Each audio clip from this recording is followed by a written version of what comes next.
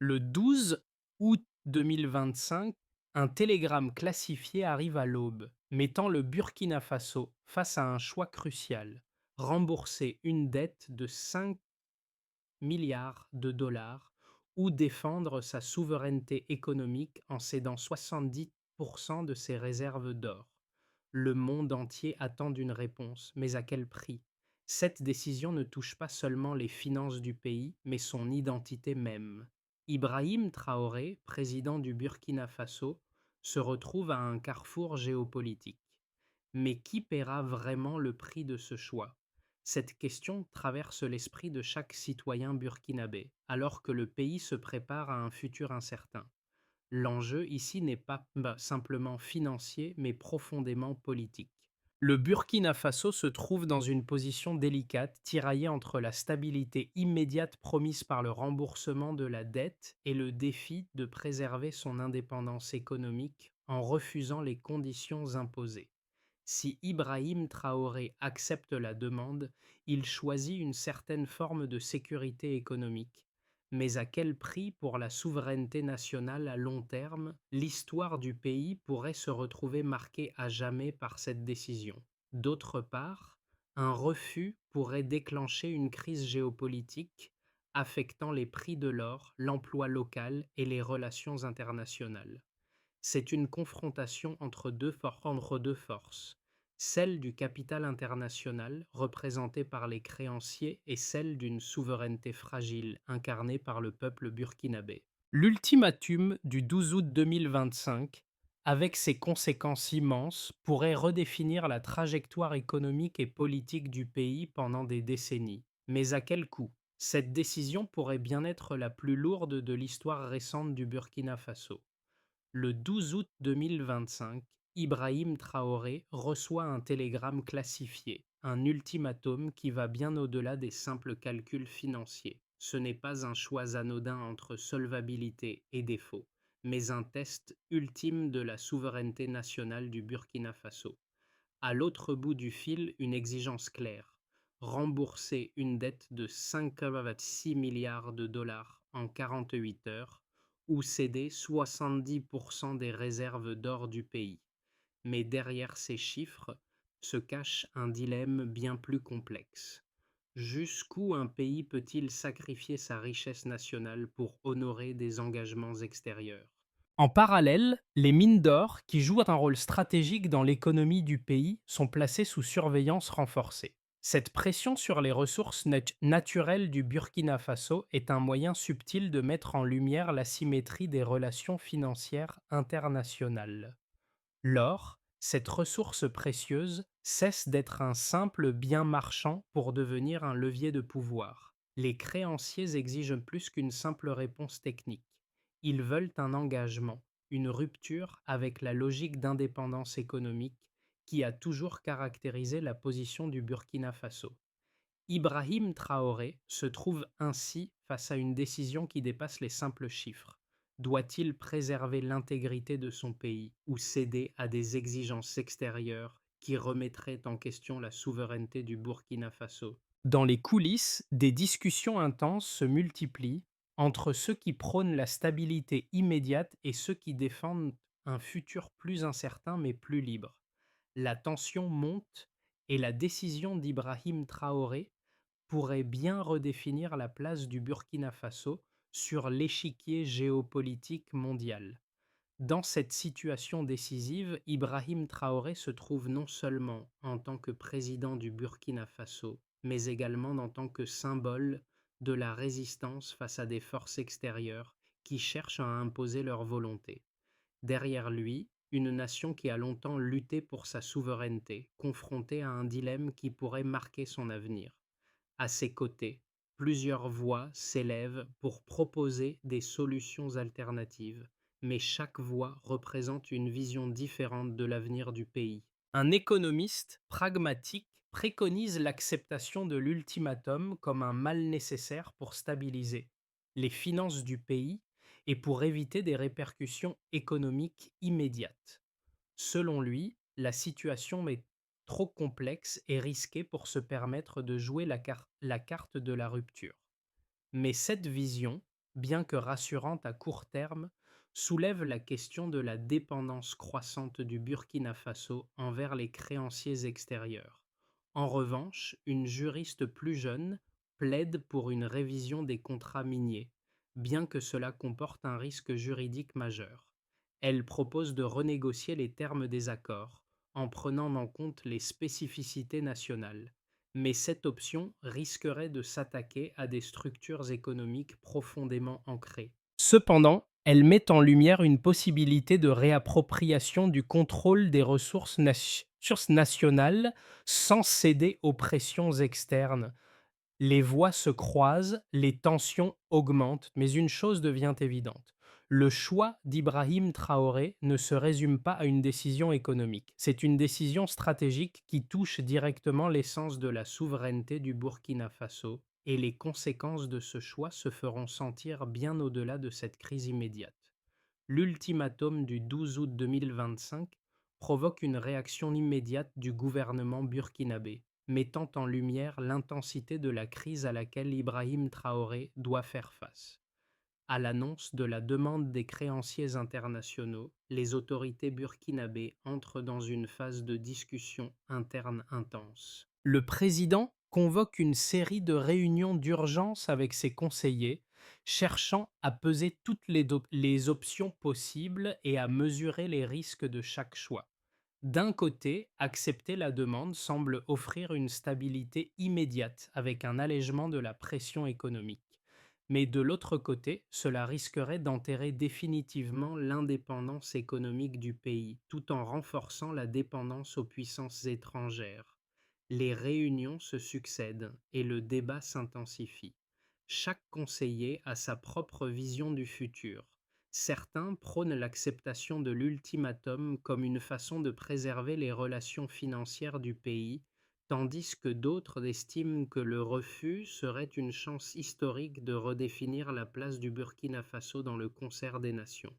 Mais ce n'est pas seulement une question économique. Les militaires, eux aussi, commencent à s'impliquer, apportant un point de vue géopolitique fondé sur la sécurité nationale. La situation est plus qu'un simple calcul financier.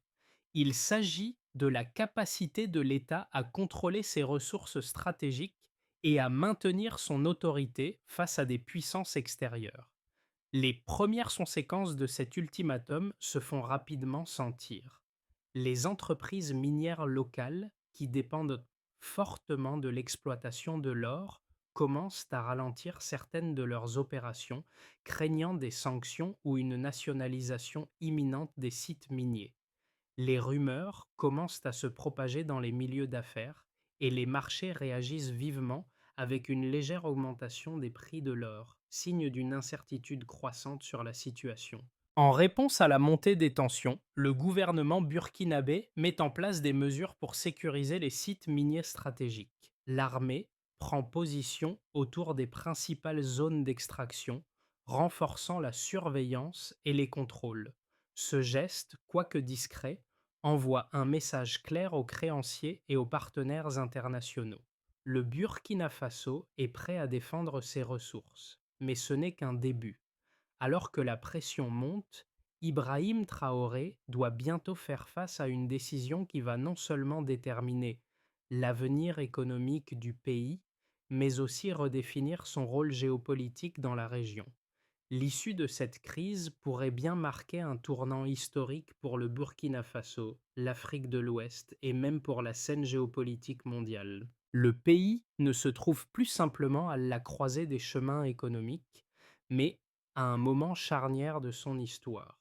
À mesure que les discussions internes évoluent, les données économiques deviennent essentielles pour étayer les choix du gouvernement. D'abord, un premier indicateur qui frappe les conseillers est l'impact immédiat de l'ultimatum sur l'économie nationale. L'or, en tant que principale ressource d'exportation du pays, joue un rôle crucial dans la formation du PIB. Avant l'ultimatum, environ 70% des revenus issus de l'or échappaient au circuit économique local, étant captés par des entreprises étrangères et des entités multinationales. Cependant, l'exigence de céder 70% des réserves d'or pourrait totalement remodeler cette dynamique.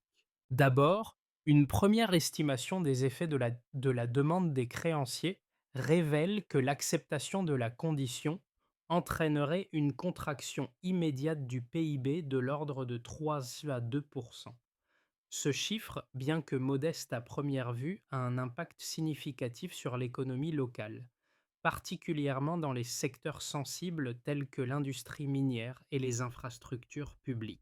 La suspension des financements extérieurs entraînerait une réduction des investissements, une hausse des importations et un ralentissement des projets d'infrastructures essentielles. L'impact serait particulièrement ressenti par les zones rurales qui dépendent directement de ces investissements étrangers pour leurs infrastructures de base. Cependant, un refus de se soumettre à la demande des créanciers pourrait entraîner une autre forme de perturbation économique, mais avec un potentiel de régénération à plus long terme. En ne cédant pas aux créanciers, le pays pourrait récupérer une part significative de sa richesse minière et l'orienter vers des projets nationaux. Les prévisions sur cette avenue indiquent une augmentation de 6% des recettes fiscales au premier trimestre suivant l'activation de ces mesures. Ce gain, bien qu'insuffisant pour compenser entièrement les pertes liées à la suspension des financements externes, montre que le contrôle accru des ressources pourrait potentiellement réduire la dépendance du pays aux investissements étrangers. À court terme, la situation reste instable, mais les experts soulignent qu'une telle récupération des ressources internes pourrait créer une certaine résilience économique. En parallèle, un suivi de la dynamique des prix sur le marché mondial de l'or montre que le contrôle gouvernemental sur les sites miniers a entraîné une hausse de 3,7% du prix de l'or dans les 24 heures suivant l'annonce du renforcement de la surveillance des sites miniers. Ce signal est d'autant plus significatif qu'il reflète la perception du marché de la rareté des ressources renforcée par l'incertitude politique. Enfin, une autre donnée clé réside dans l'impact sur l'emploi local. Alors que les grandes entreprises minières suspendent une partie de leurs activités, la sécurisation des sites miniers par l'État génère des emplois directs et indirects dans les communautés locales. Des milliers de travailleurs, dont une grande majorité provient des zones rurales, bénéficient d'une meilleure stabilisation des conditions de travail. Toutefois, cette situation reste fragile car l'absence de financement extérieur pourrait limiter la capacité à maintenir cette dynamique à long terme. Ainsi, les chiffres ne font que renforcer la complexité de la situation. Le refus d'accepter les conditions imposées pourrait entraîner des perturbations immédiates, mais il offre aussi des possibilités de contrôle à long terme sur les ressources nationales. Le pays se trouve donc à un croisement, où la souveraineté économique, bien qu'un pari risqué, semble offrir plus de promesses à long terme que la stabilité immédiate proposée par les créanciers. Le débat autour de la décision d'Ibrahim Traoré se divise entre deux positions principales, chacune soutenue par des arguments solides mais contradictoires. D'un côté, il y a la thèse pragmatique qui prône l'acceptation de l'ultimatum. Selon ses partisans, accepter la demande des créanciers serait une manière de garantir une stabilité économique à court terme. Il souligne que, dans un monde globalisé, le financement externe est crucial pour la survie économique du Burkina Faso. Rompre ses liens avec les créanciers pourrait entraîner des conséquences dramatiques, une contraction de l'économie, une hausse de l'inflation et un effondrement des projets d'infrastructure. De plus, certains experts estiment que, bien que la cession d'une partie des réserves d'or soit une perte, elle pourrait permettre de lever les tensions financières immédiates et de sécuriser des financements dans le futur. L'argument central de cette position repose sur l'idée que le Burkina Faso n'est pas encore prêt à assumer un refus catégorique des créanciers internationaux. Dans un contexte de dépendance structurelle, refuser les demandes pourrait mener à l'isolement économique du pays. Il faudrait alors reconsidérer la place du Burkina Faso dans les chaînes d'approvisionnement mondiales et se préparer à des répercussions difficiles sur le développement à court terme. L'acceptation, bien qu'amère, semble, selon ces experts, être un choix plus raisonnable pour éviter un effondrement immédiat. À l'opposé, la thèse plus radicale rejette l'option de se soumettre aux créanciers. Elle repose sur l'idée que la dépendance économique à l'égard des puissances extérieures a alimenté la pauvreté structurelle du Burkina Faso et d'autres pays du Sahel.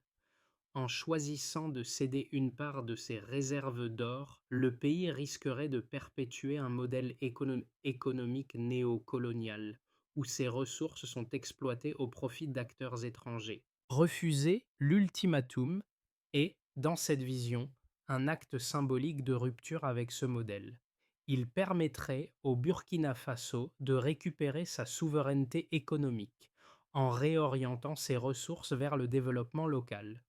Les partisans de cette position estiment que l'acceptation des termes des créanciers renforcerait la dépendance du pays et que la rupture, bien qu'ayant un coût immédiat, ouvrirait la voie à une transformation structurelle de l'économie.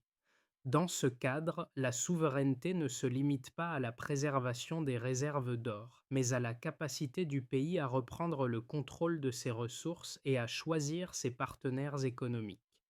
Ainsi, les deux thèses sont en tension, chacune avec ses justifications et ses risques, mais la clé du débat réside dans la capacité du Burkina Faso à accepter ou refuser cette rupture, tout en prenant en compte les implications immédiates et à long terme de cette décision stratégique. La décision d'Ibrahim Traoré arrive à un point de non-retour.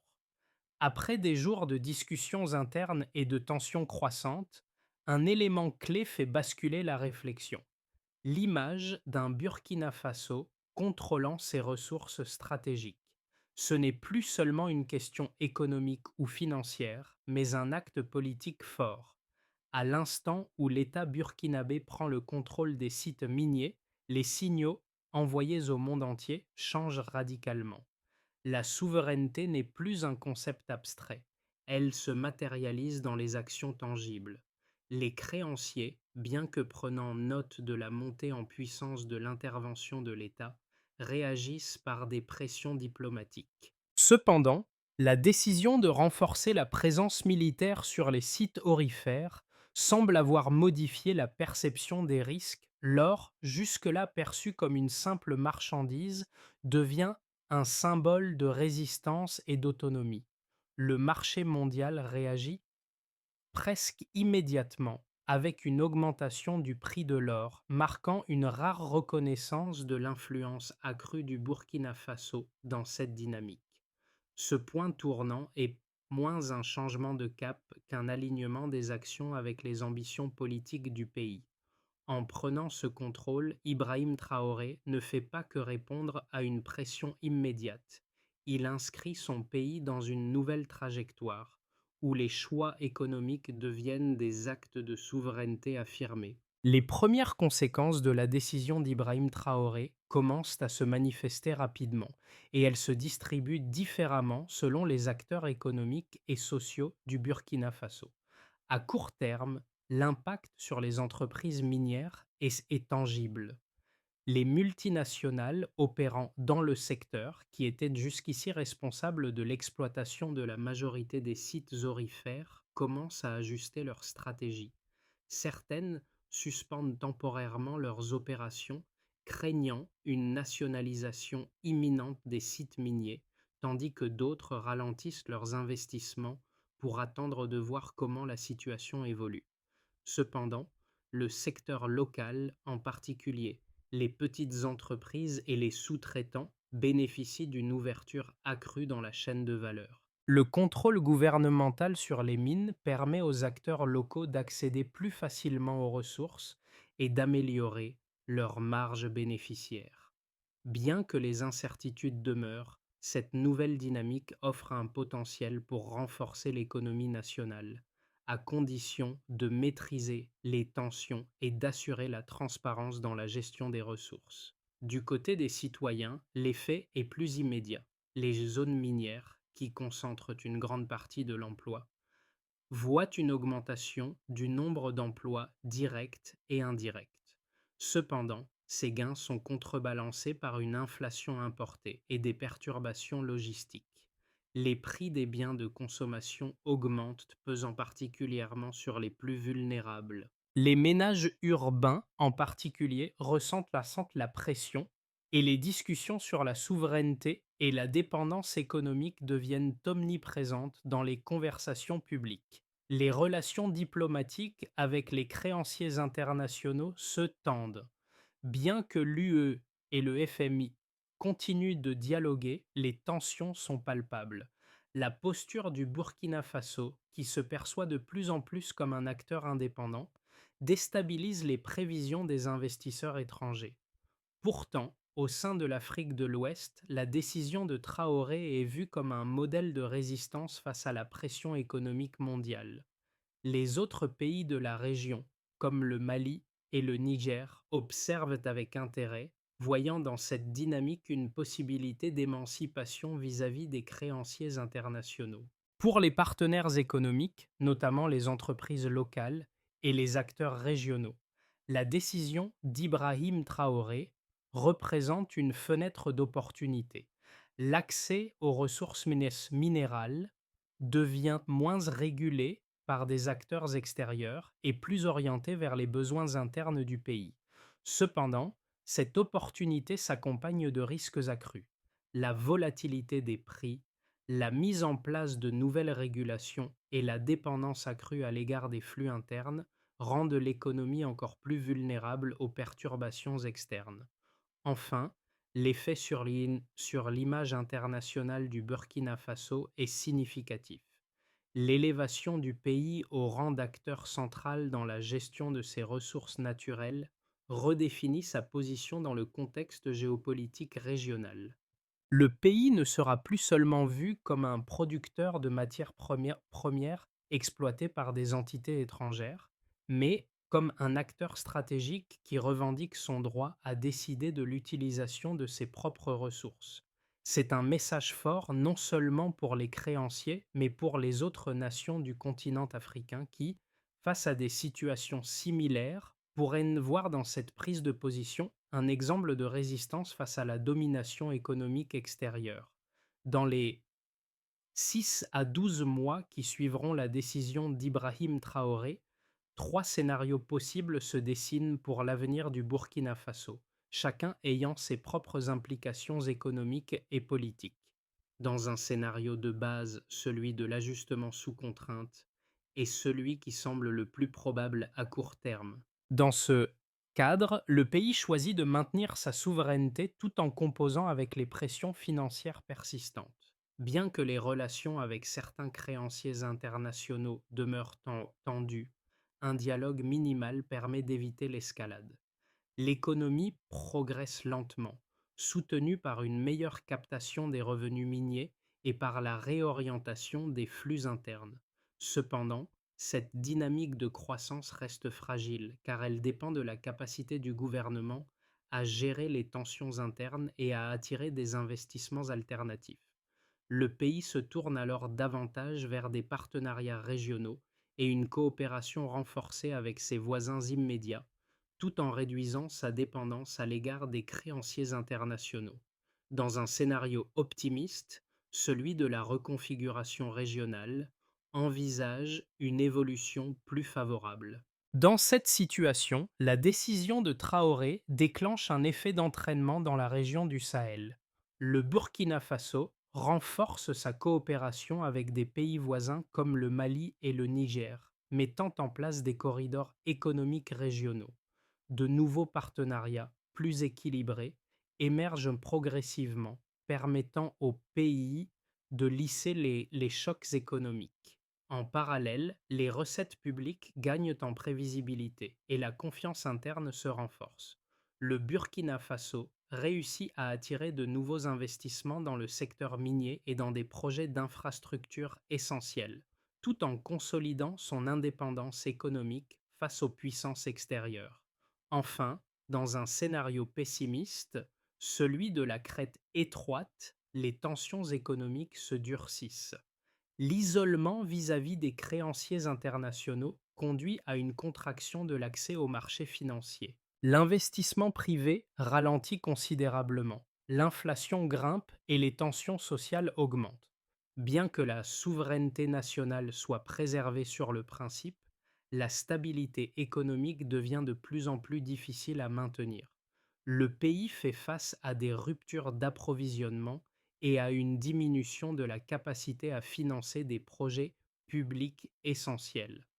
Le Burkina Faso se trouve dans une position vulnérable, où les risques d'une crise économique prolongée deviennent réels. Ces trois scénarios partagent un point commun. Aucun d'entre eux ne permet au Burkina Faso de rester dans un statu quo. Le choix de refuser l'ultimatum et de prendre le contrôle des ressources nationales force le pays à évoluer, à ajuster ses priorités et à repenser ses relations économiques à long terme. Le défi réside dans la capacité du gouvernement à s'adapter à ces nouvelles réalités et à tirer parti des opportunités qui en découlent tout en gérant les risques inhérents. La décision prise par Ibrahim Traoré a des répercussions bien au-delà des frontières du Burkina Faso, et ce, à plusieurs niveaux. Pour le peuple burkinabé, cette rupture avec les créanciers internationaux et la revendication de la souveraineté nationale redéfinissent leur rapport à l'État et à ses ressources. Les citoyens, souvent victimes d'une économie mondialisée où leur pays semblait jouer un rôle marginal, commencent à voir leur gouvernement comme un acteur puissant, capable de reprendre le contrôle de ses propres ressources. Mais ce renversement ne vient pas sans sacrifice. Les premières réactions sont partagées. Dans les zones minières, la sécurisation des sites génère une vague de soutien, car elle promet plus d'emplois et une meilleure régulation des ressources. Les habitants de ces régions se sentent désormais investis d'une responsabilité nouvelle, la préservation de l'indépendance économique du pays. Cependant, cette vision reste complexe car, au même moment, une autre réalité s'impose.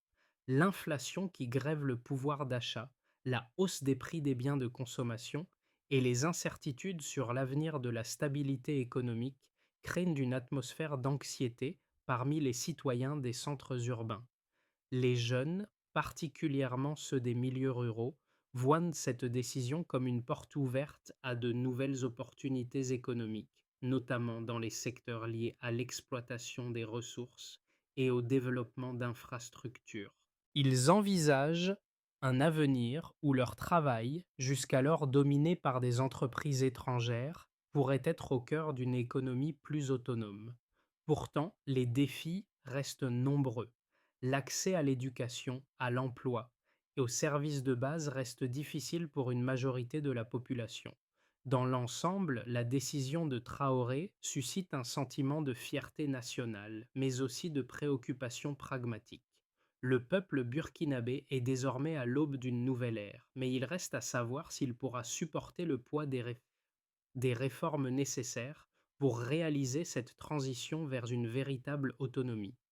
La transition vers une économie plus autonome, décidée par Ibrahim Traoré, nécessite un plan d'action clair et structuré. Le premier objectif est de garantir une gestion efficace des ressources naturelles du pays. Pour cela, le gouvernement met en place des audits ciblés des contrats miniers existants afin de clarifier les termes d'exploitation et de redistribuer équitablement les bénéfices à la nation. Cela implique la création d'une structure de supervision indépendante chargée de suivre les flux financiers, de limiter les fuites et d'assurer la transparence dans l'utilisation des ressources. Ensuite, l'État investit dans la diversification économique pour réduire sa dépendance à l'or.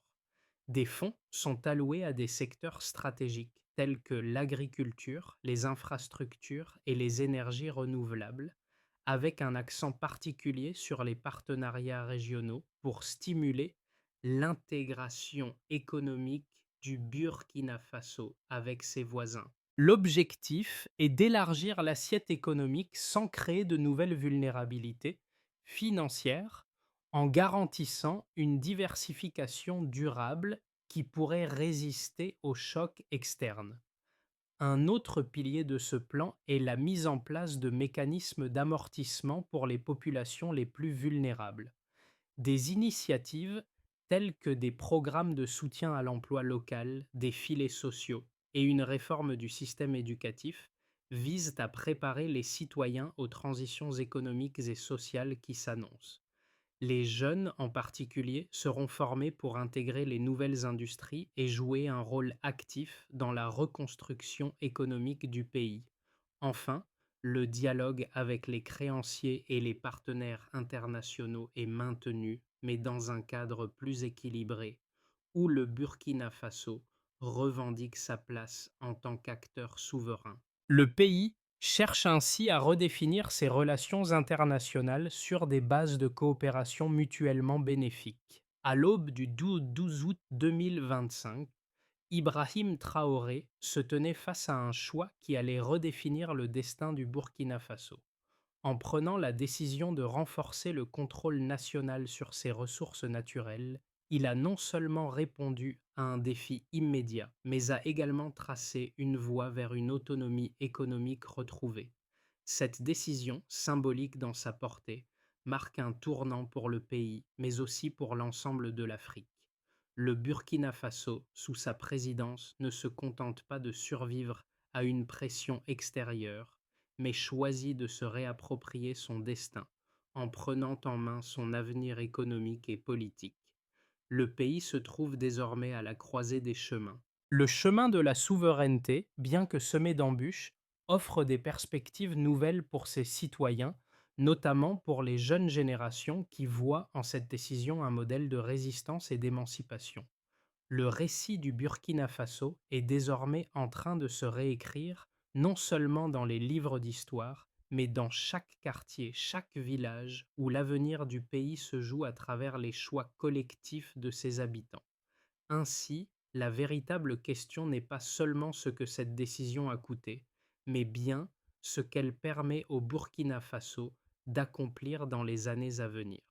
Le pays a fait son choix et l'histoire, dans toute sa complexité, s'écrira au fur et à mesure des actions concrètes qui suivront.